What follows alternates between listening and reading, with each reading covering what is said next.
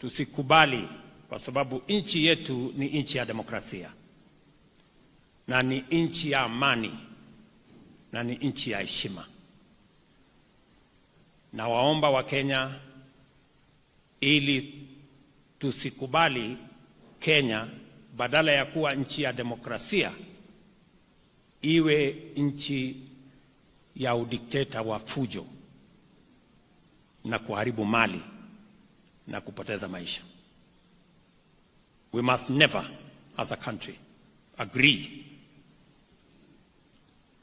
to replace our democracy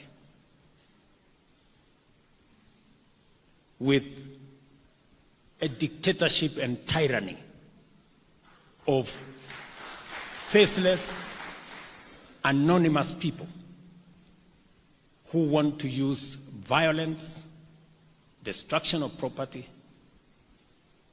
and loss of life in place of our democracy.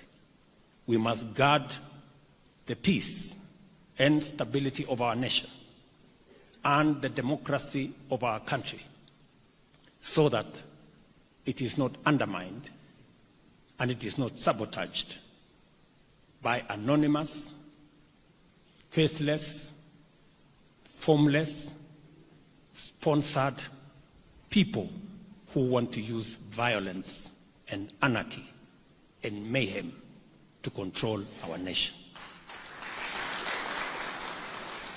I must say this, that as a government, we are going to be firm, we are going to be